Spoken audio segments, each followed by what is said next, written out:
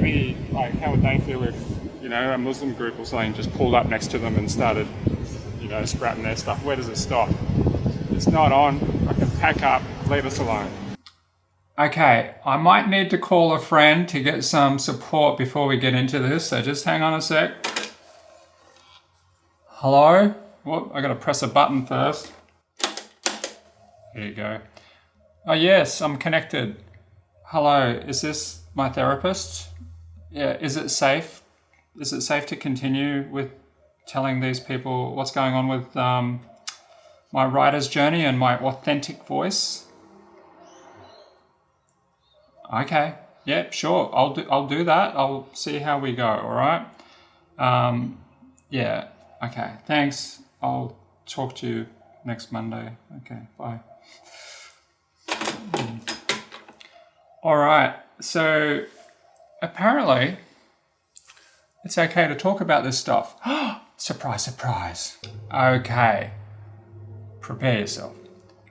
So, my journey began in, let's just say, Act 1, right? Because in the beginning, it's Act 1. I held down an uninspiring permanent job in a factory, and I worked 12-hour shifts, plus 3 hours travel each time. I had a wife, a child, a mortgage, a dog, and a cat. This was my daily grind, my Groundhog Day. Work, sleep, eat, work, sleep, eat, work. Bit of family time, sleep, eat. I pushed my creative urges aside and something had to give, and unfortunately it did for me. Okay, so then came the inciting incident. Now, the inciting incident happens in Act 1. And generally speaking, what it is you have your ordinary world, and then something happens where your protagonist, usually, has to make a decision. My inciting incident in this first act played out something like this. Members of a cult came knocking while I was shuffling my feet on a factory floor. They were persistent. My wife at the time found their truth too frightening to ignore. Her personality changed dramatically, as did her views on the world. My child was exposed to their dangerous laws, and I had no control over the situation, no matter how much I protested. I quit my factory job, and depression took a serious hold on me. I made a choice to leave after reaching the end of reasoning. In the second act, I was thrust into an extraordinary world.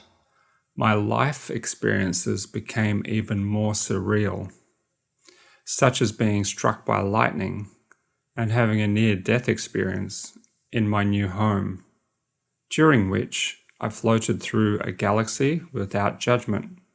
In those moments, I decided to come back. I was thinking about my daughter and how I needed to protect her.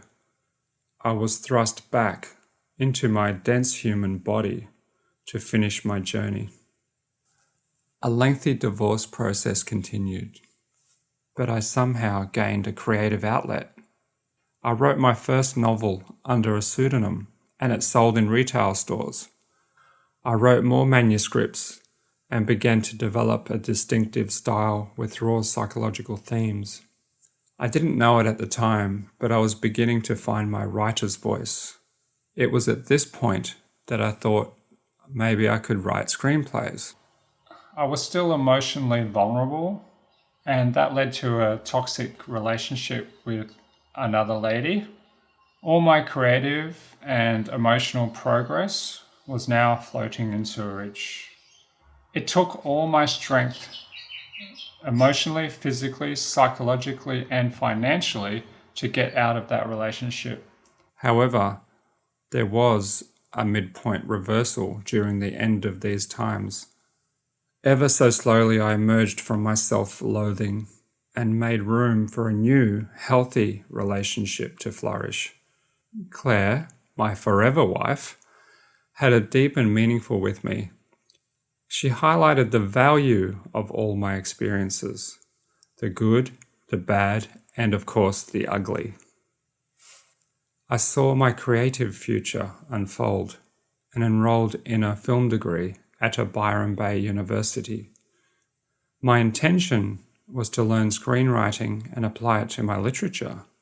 I was lucky to have one certain lecturer who saw potential in my disjointed style. Eric was my mentor, and he gave me the impetus to perhaps become an educator myself.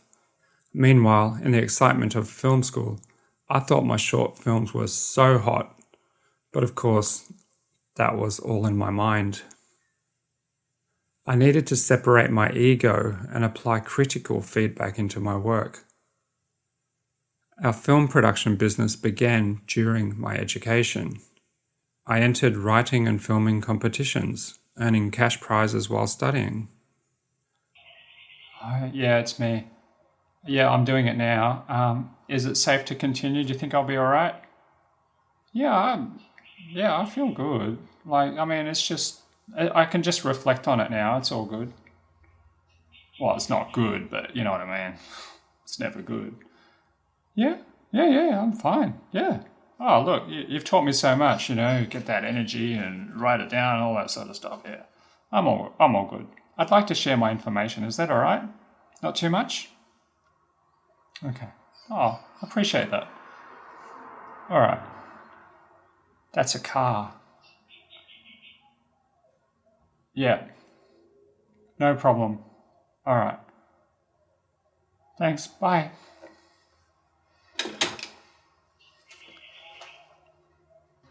Unfortunately, the perverted cult that I knew was a danger done some pretty bad stuff to the person I loved the most. Okay, yeah, I know.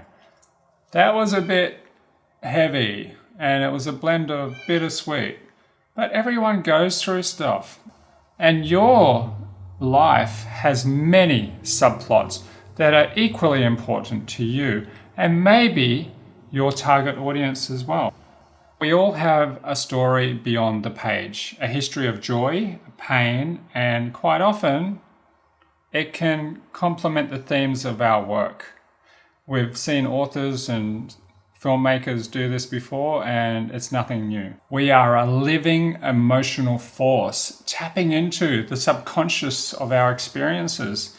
You're a visionary. You have the potential to teach someone stuff. Continuing with the third act, my resolution is to help you with your equally important work of expressing yourself, of sharing stuff. I hope that my story has served you in some positive way.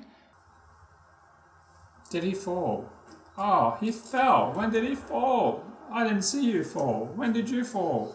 Don't fall. Be cool, dude.